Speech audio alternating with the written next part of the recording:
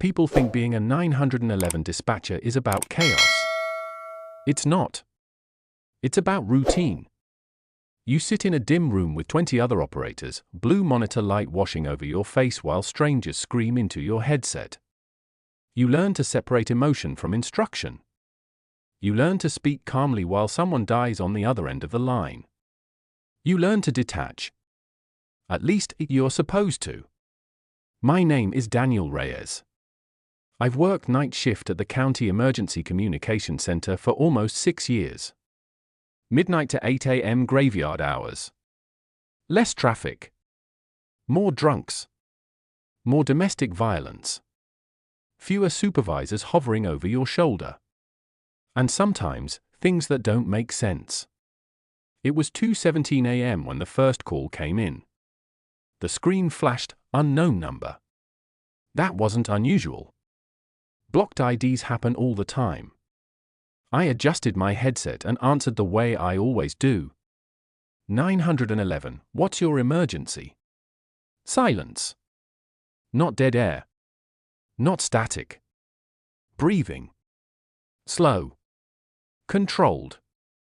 Like someone trying not to be heard. 911, I repeated, slightly firmer. If you can hear me, I need you to speak. Another breath.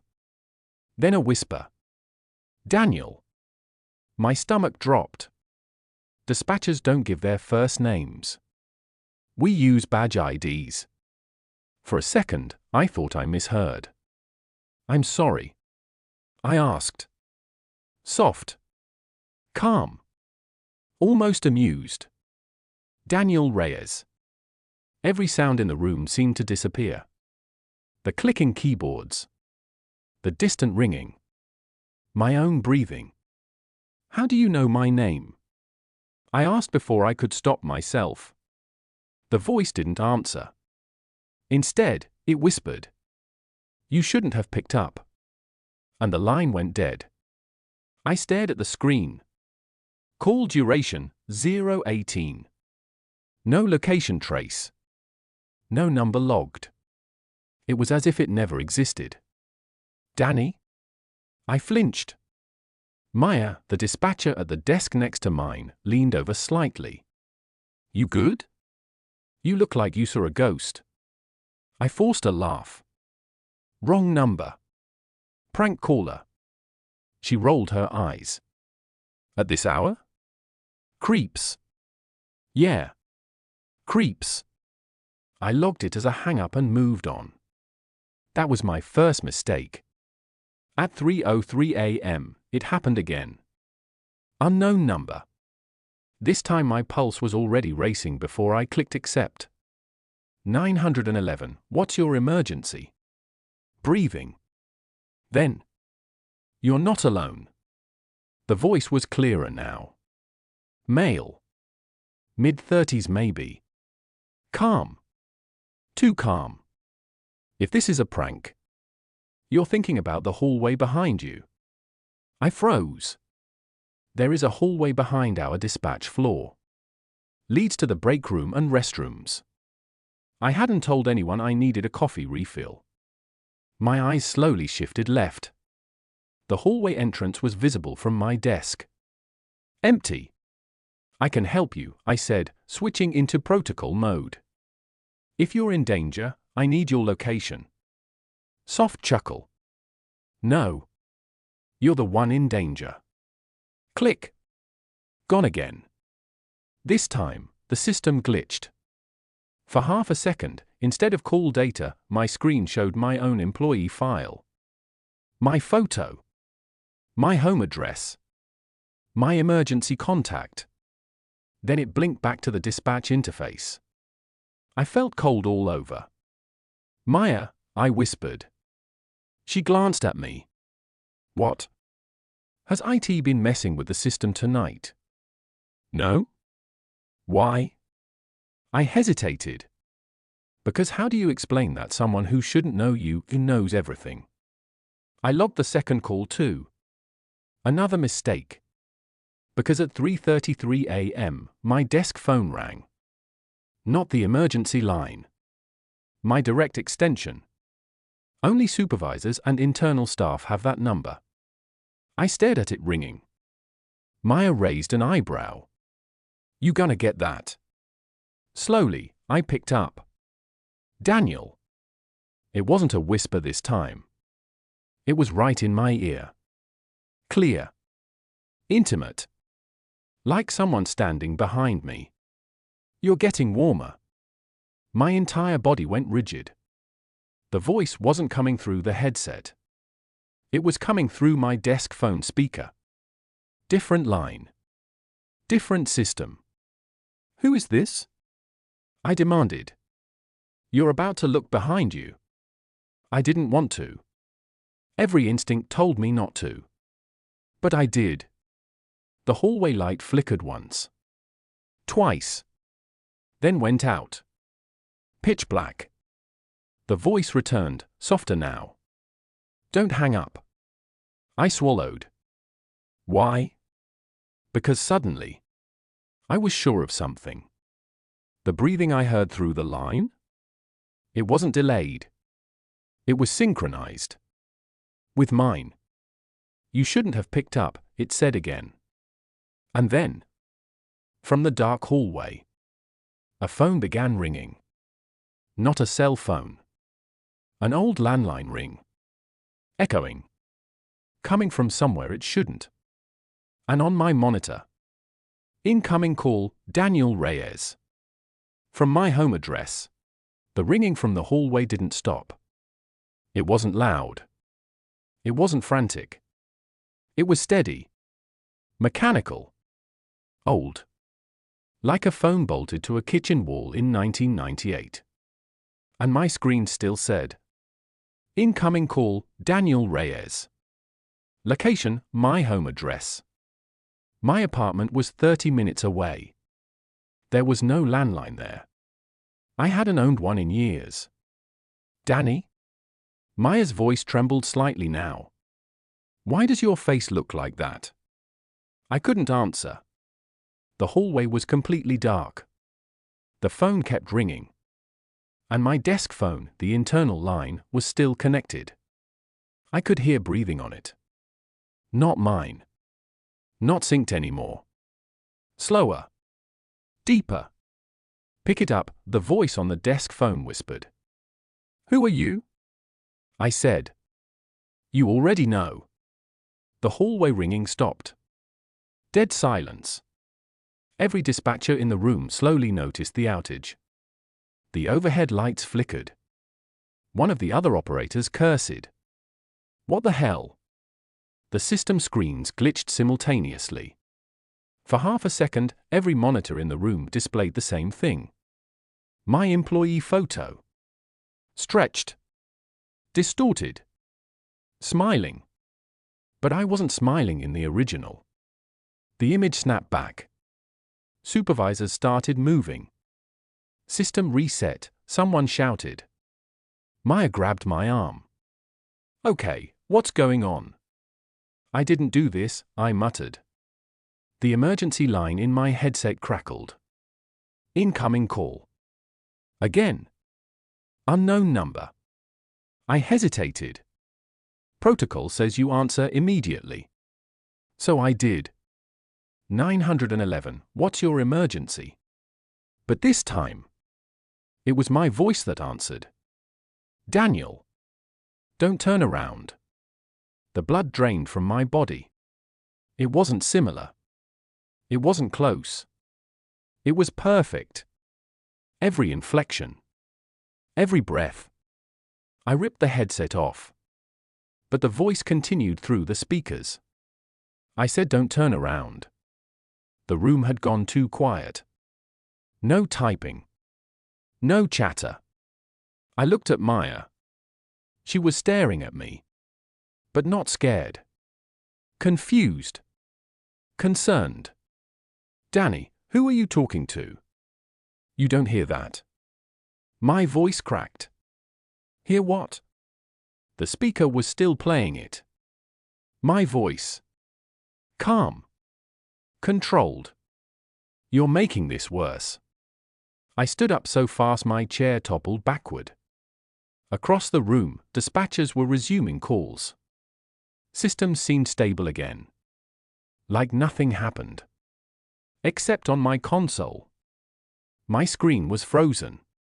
Black background. White text typing by itself.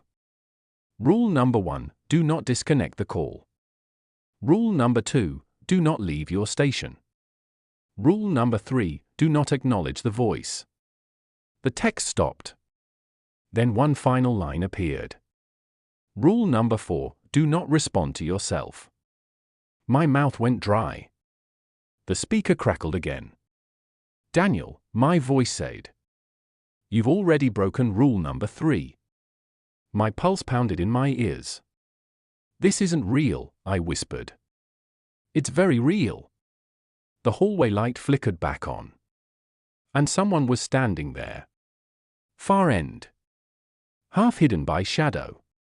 Wearing a dispatch uniform. My uniform.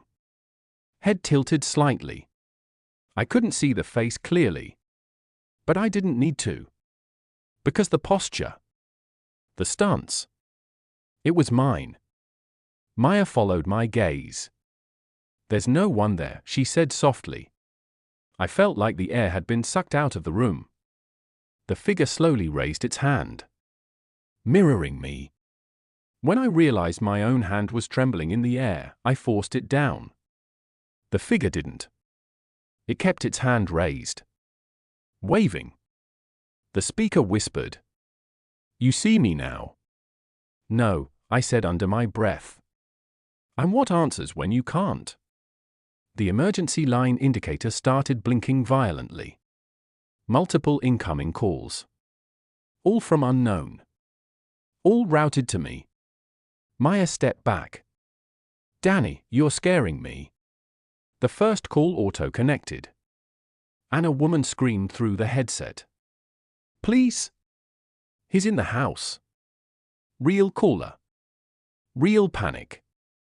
But underneath her screaming, I heard breathing. Lead. Like a second audio track. Then my voice whispered beneath hers. You can't save them. The call audio began to distort. The woman's scream glitched. Stretched. Lowered in pitch. Until it sounded like me. Crying. I can't do this, I said. You already are. The figure in the hallway took a step forward. No sound. No footstep. Just closer. Face still shadowed. And then, its head jerked unnaturally to the side. Like something snapped inside its neck. The lights above me burst. Glass rained down across my console. Every monitor in the room went black. Except mine. On my screen, a live camera feed appeared. Grainy. Infrared. Showing the dispatch floor from the ceiling. Everyone frozen. Mid-motion. Like paused mannequins. Except me. I was moving. Alone. Standing. Facing the hallway. And behind me. Right behind me. The thing was no longer in the hallway. It was inches from my back. Smiling with my face. The speaker crackled one last time. Rule number 5, don't respond to your own voice. I heard it breathe behind my ear. And softly. It said, Daniel, turn around. I didn't turn around. Not at first. Every nerve in my body was screaming at me to move, to run, to drop to the floor, anything except stand there frozen with something breathing inches from my neck.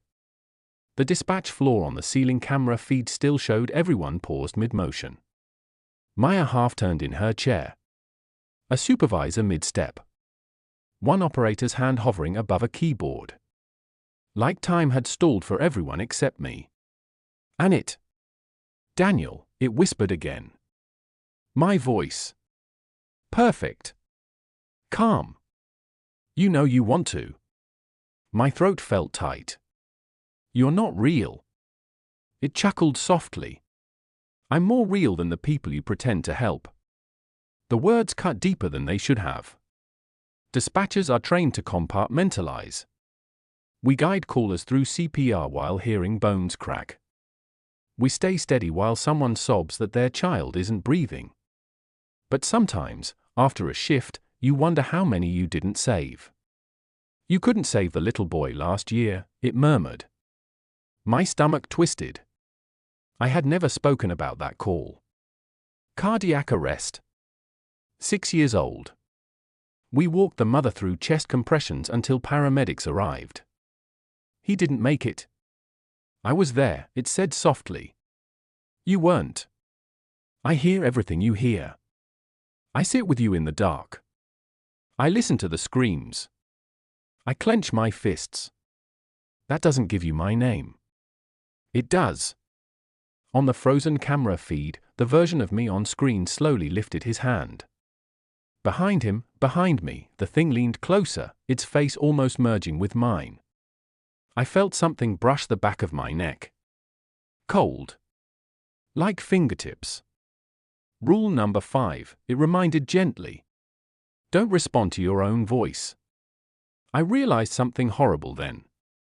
I had been answering it this whole time. Arguing.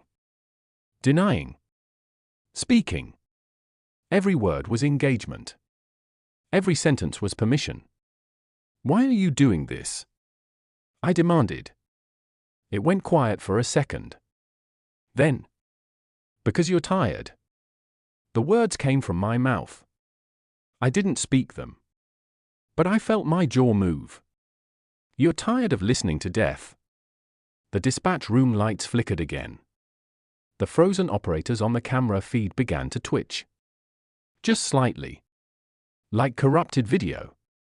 You don't want to hear another scream, it continued, still using my voice through my own lips. I can help you. No. You can rest. The hallway lights cut out again. Darkness swallowed the far end. The only illumination now was from my monitor. On it, the camera zoomed in. Closer. Closer. Until it showed my face in extreme close-up. And behind it. Another face. Mine. But stretched. Skin pulled too tight over something too sharp underneath. The smile widened impossibly. Turn around, it breathed. And I broke. I spun around. It was there. No longer half-shadowed. Standing inches away. Wearing my uniform. My badge. My face. But wrong. The skin didn't sit right. Like it had been put on hurriedly. The eyes were slightly too deep. Too reflective. You're not supposed to do that, it said softly. Its voice wasn't just mine anymore. It layered. Echoed. Like dozens of dispatch calls playing at once under the surface. Behind it, the hallway seemed longer than before. Stretching into blackness. How do I stop you? I whispered. It tilted its head. Stop me. It laughed. The sound rippled through the room. On the frozen camera feed, every operator's head slowly turned toward me at the exact same time. Not natural. Not human. You answer calls, it said gently. I answer you. It reached out. Its hand brushed my chest. And suddenly I wasn't in the dispatch center anymore. I was in my apartment. Standing in my bedroom. Phone ringing on my nightstand. The caller ID said, Daniel Reyes. The ringing wouldn't stop. Behind me, in the reflection of my dark TV screen, I saw movement. My reflection was smiling. But I wasn't. Pick it up, it whispered from somewhere I couldn't see. The phone kept ringing. And ringing. And ringing. I grabbed it. Answered. Hello? My voice responded instantly. You shouldn't have turned around. The bedroom door slammed shut. The lights went out. And something grabbed me from behind, When the lights went out in my apartment, I expected to feel carpet under my feet. Instead, tile. Cold. Glossy. Familiar. The darkness peeled back slowly like someone raising a dimmer switch, and the hum returned, fluorescent lights buzzing overhead. I was back in the dispatch center. But it wasn't right. The room was longer. Wider. Rows of empty consoles stretched far beyond where walls should have been. No supervisors. No Maya. No chatter. Just stations. Hundreds of them. All powered on. All blinking with incoming calls. Every screen displayed the same name. Daniel Reyes. The headsets were already resting neatly on each chair, as if waiting. "You answer calls," the voice said behind me. I didn't turn around this time. "You always answer." I stepped forward slowly. The floor felt slightly soft beneath my shoes, like layered rubber. The nearest console lit up as I approached. Incoming call, Daniel Reyes. Location, unknown. I backed away. It auto-connected. Through the speakers, I heard heavy breathing. Then, 911, what's your emergency? My voice. Professional. Calm. Protocol perfect. It was me on the line. Somewhere else. In some other version of this room. I walked further down the aisle. Another station activated. Incoming call, Daniel Reyes. This one connected too. Screaming filled the air. My scream. Raw. Terrified. "Please, he's in the house." The words echoed down the endless rows. Another console came alive. Then another. Then 10 more. Each one connecting automatically. Each one playing a different version of me. Crying. Whispering. Begging. Laughing. Arguing. Dying. The sound layered into a wall of noise that pressed against my skull. "You hear them every night," the entity whispered, still somewhere behind me. "Now hear yourself." I covered my ears, but the sound didn't dull. It was inside my head. I forced myself to move forward. Past station after station. Each one showing a slightly different version of my life. On one screen, I was older. Grey hair. Still dispatching. On another, I was slumped over the desk, headset still on, eyes open and empty. On another, the camera angle was from the ceiling. Showing me right now. Walking. Alone. Except. There were 2 of me. The second Daniel walked a few steps behind. Mirroring perfectly. But slightly delayed. I stopped. The second one stopped a second later. "You can't outpace me," the voice said. "I'm the echo." The room began to shift. Walls stretching further. Ceiling rising. The rows of consoles multiplying. Incoming calls began flashing faster. Faster. Faster. Until the entire room pulsed red. The word "accept" blinked across every screen. I felt something brush my shoulder. I didn't react. "If you answer," it said softly, "you stay." The breathing of hundreds of Daniels filled the space. "If you don't," it continued, "someone else answers for you." I looked at the nearest screen. It now displayed live footage of my apartment. Empty bedroom. Bed unmade. But in the reflection of the TV, a figure stood there. Wearing my face. Waiting. "You can't leave your post," the entity whispered. "Dispatchers don't hang up." That was true. We don't hang up. Not until help arrives. But there was no help coming here. Only me. And the echo. Every console suddenly stopped blinking. Silence. Then one final station lit up at the very end of the aisle. The only one still flashing. Incoming call, Daniel Reyes. Location, Dispatch Center. My current location. You know what happens if you ignore it, the voice said calmly. The lights above began to pop one by one, plunging sections of the room into darkness. You've heard those calls before. It wasn't wrong. We've had operators freeze mid-shift. Panic attacks. Breakdowns. One guy walked out during a call and never came back. We always assumed stress. Burnout. Now I wasn't so sure. The final console kept blinking. Accept. Accept. Accept. I walked toward it slowly. Behind me, I could hear footsteps now. Perfectly synced. No delay. It was right there, waiting for me to choose. Rule number 5, it reminded. Don't respond to your own voice. The screen changed. Instead of my name, it now read. Last rule, if you hear yourself, you're already gone. The accept button glowed brighter. The footsteps stopped behind me. Breathing. Close.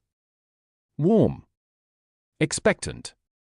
And for the first time since this started, the phone began ringing in the real world again. Faint. Somewhere far away. Like the original dispatch center still existed. Like there was still a version of me sitting at my desk. About to pick up. The entity leaned closer to my ear. Answer it, it whispered. And my hand moved toward the button. My finger hovered over the accept button. The console screen flickered between my name and static. Behind me, I could feel it breathing. Not air. Not warmth. Just presence. Like pressure against the back of my skull. The ringing in the distance grew louder. Faster. Urgent. A real 911 ring. Somewhere beyond this place.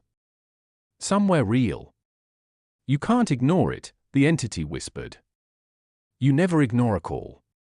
It was right. Dispatchers don't choose which emergencies matter.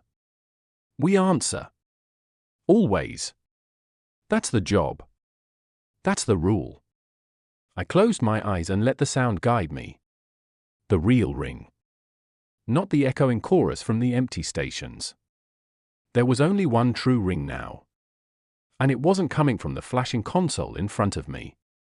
It was coming from behind me. From the darkness. I turned. The rows of endless consoles were gone. The vast room had shrunk. Collapsed inward like lungs deflating. Now there was only a single desk sitting in the middle of black space. One chair. One headset.